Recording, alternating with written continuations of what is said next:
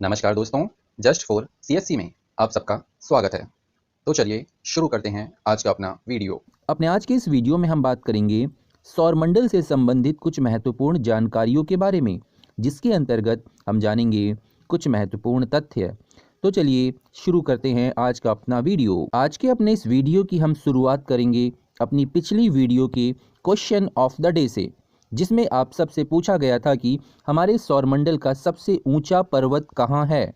इसके लिए आप सबको 4 विकल्प दिए गए थे। ए पृथ्वी पर, बी मंगल ग्रह पर, सी चंद्रमा पर या फिर डी शनि ग्रह पर। तो इस प्रश्न का सही उत्तर है विकल्प बी, मंगल ग्रह पर इस सौरमंडल का या फिर कहें हमारे सौरमंडल का सबसे ऊंचा पर्वत है।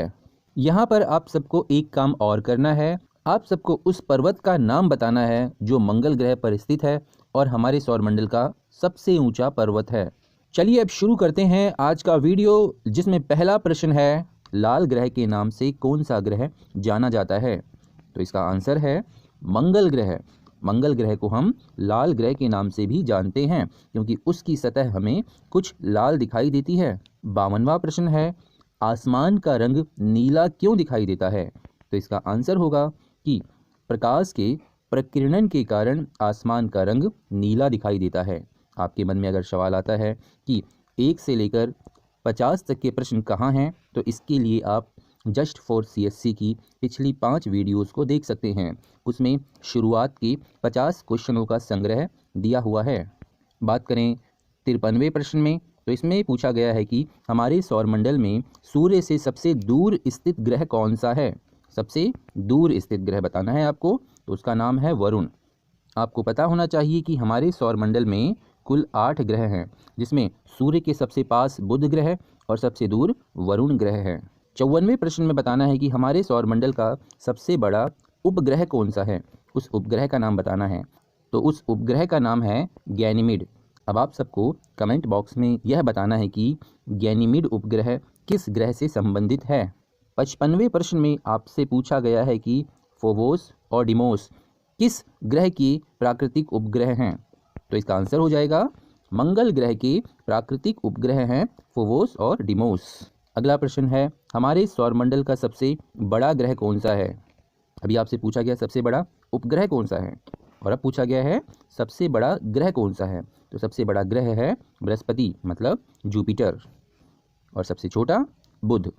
अब आपको बताना है कि बृहस्पति ग्रह जो हमारे सौरमंडल का सबसे बड़ा ग्रह है, उसकी खोज किसने की थी, मतलब उसको किसने खोजा था सबसे पहले। तो उन महोदय का नाम है गैलीलियो। गैलीलियो महोदय ने सबसे पहले बृहस्पति ग्रह की खोज की थी। अगले प्रश्न में आपसे पूछा गया है कि हमारे सौरमंडल का सबसे छोटा प्राकृतिक उपग्रह किस ग्रह का है। तो इसका आंसर है मंगल ग्रह का। मंगल ग्रह का जो डिमोस उपग्रह है वह हमारे सौरमंडल का सबसे छोटा प्राकृतिक उपग्रह है। और सबसे बड़ा क्या है, जस्ट अभी बात की है, उसका नाम है गैनीमीड। हमारे सौरमंडल का सबसे बड़ा उपग्रह है और सबसे छोटा है डिमोस, जो कि मंगल ग्रह से संबंधित है। अगले प्रश्न में पूछा गया है कि सबसे बड़ा तारामंडल कौन सा है। तो सबसे बड़ा तारामंडल है हाइड्रा तारामंडल। तारामंडल का मतलब होता है कि जब कुछ तारे मिलकर कोई एक निश्चित आकृति बनाते हैं तो उसे हम तारामंडल कहते हैं। और आपको पता होना चाहिए कि अंतरिक्ष में कुल लगभग 89 तारामंडल हैं। आज के वीडियो का अंतिम प्रश्न कि अंतरिक्ष की यात्रा करने वाले पहले व्यक्ति कौन थे। तो उनका नाम है यूरी गागरिन। तो ये खत्म हुए आज के 10 प्रश्न। अब चलिए बात करते हैं क्वेश्चन ऑफ द डे की, जिसमें आपको बताना है इसरो का पूरा नाम क्या है। इसके लिए आपके पास 4 विकल्प हैं।